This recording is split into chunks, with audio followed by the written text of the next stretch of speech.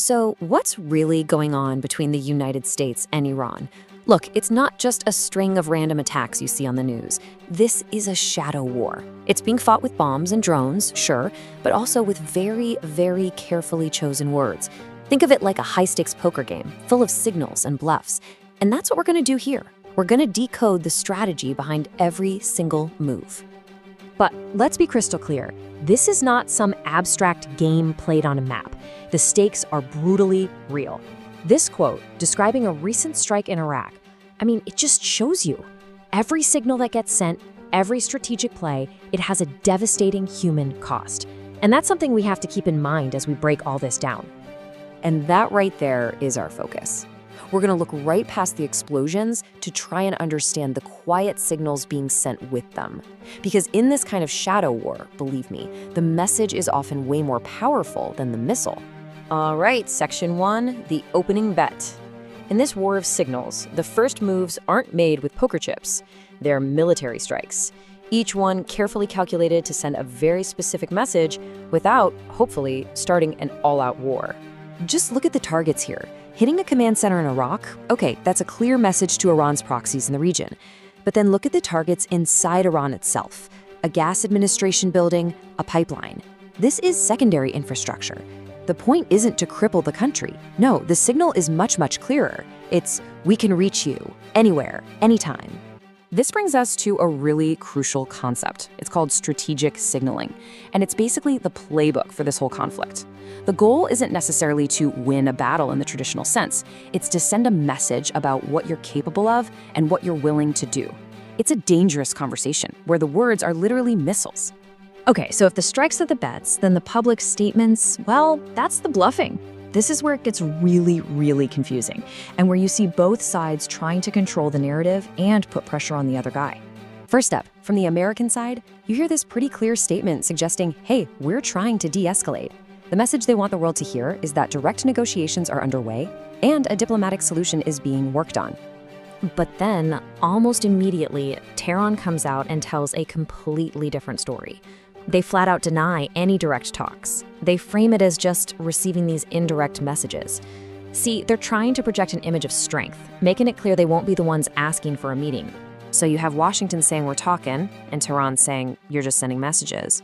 And you know what? Both can kind of be true at the same time. There are almost certainly back-channel communications happening.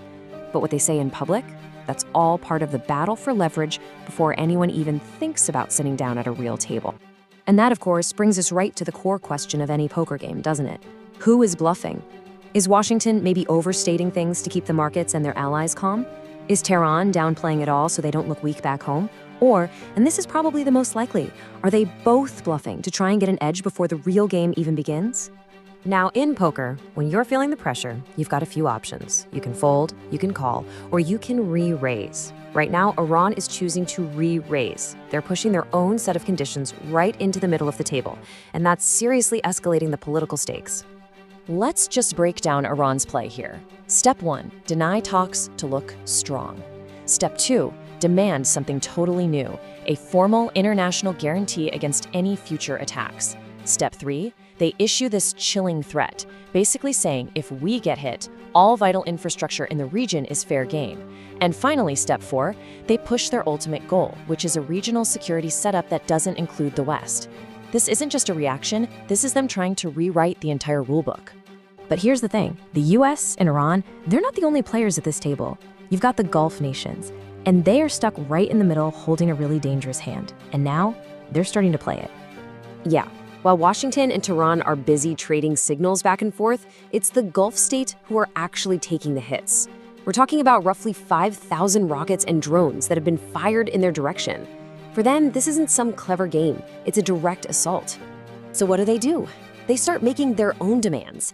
They want a seat at the table in any future deal. They want compensation for all the damage.